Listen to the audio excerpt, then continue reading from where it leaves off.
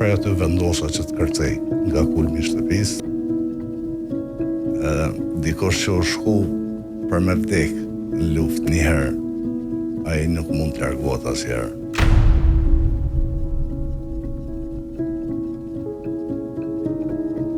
Është Agron Kryezeu, komandant i cili udhëhoqi luftimet urbane në kohën kur të rinjtë e Gjakovës u bën shembulli më i mirë i luftëtarëve të lirisë. Nëse nuk luftojmë në Gjakov, historia nuk do të na falë. Çka të kujton kjo fjali? Kjo fjali që e keni thënë ju?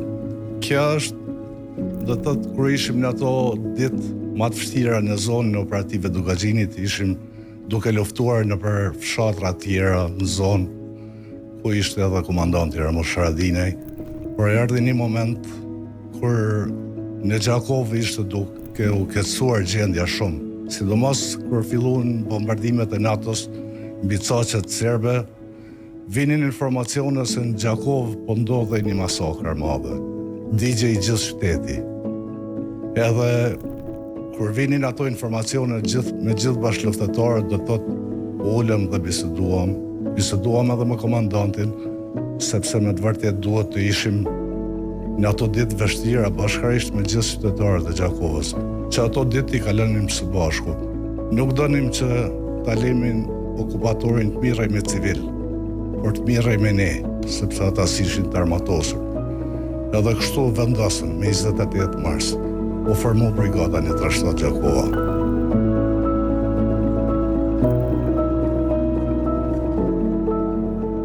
Shtatë maj 99, ku ishit?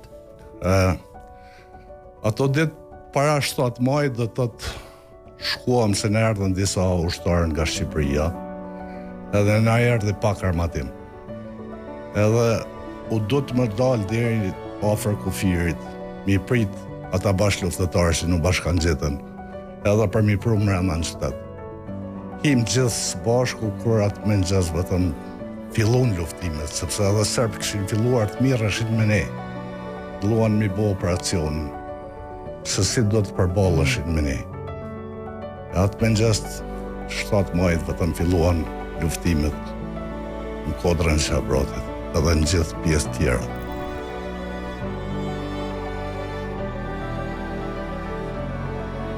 Me hyrjen tonë një farformë edhe qytetarët u filluan të ndieshin me lehtë, sepse ju erdhi një ndihmë nga dikush.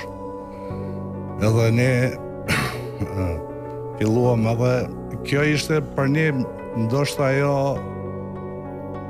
mundësia për të luftuar me shlirë ishte më e keqe, sepse i kishim edhe civilt. Edhe kjo na pengonte në disa operacione, sepse duhej të tërhiqesh në civilt dhe ne të operanim. E kjo ishte barra ma madhe. Mund të them edhe në për luftime tjera, në për zonë Dugaxhinit dhe gjithë Kosovën, kjo ka qenë brenga ma madhe civil. Qabrati atë ditë? Atë ditë filloi luftime në gjitha anët.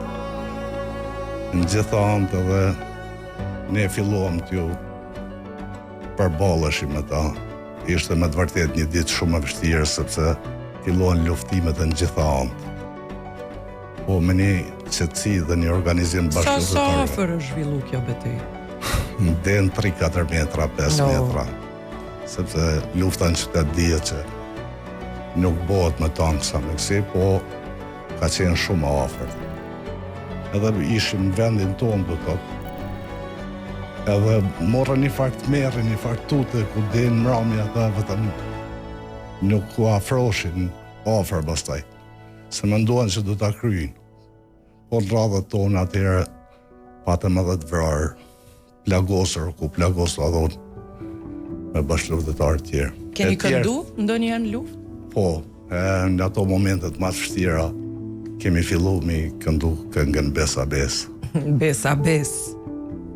Po nga Besa Besi, kur u plagose, kush të ndihmoi, kush ishte afër teje? Po, erdhën bashkëluftëtarët, sepse ishim me një pikë ku ne operanim edhe me snajper, pikë më lartë.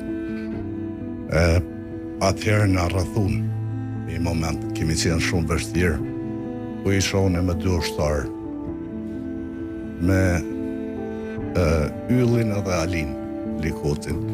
Në atë moment edhe donin që të hinin brenda. E rrëthun, po ne i sulmum me bombe prej s'larti, edhe ata donin me çdo kusht filluat në thonin dorëzoj. Bërtitshin. Disa tjerë i thonin ju jepshin komandë, hini mbrenda dhe kapni gjallë, përse kishin guximin. Kështu që ja shtin flakën shtëpis, ne ishim lartë dhe prej aty timi fillej që në ngulfat. Prej aty vendosa që të kërcej nga kulmi i shtëpis. I plagosu. U plagosën, do të thotë ka pjesa vesh dhe kështu, kur kam kërcyer, kanë punazat e shpinës, kanë kërcit. Atëherë kanë ardhur bashkë luftëtarët dhe më kanë ardhur. Kur e morët lajmin për vllaun, i cili ra dëshmor?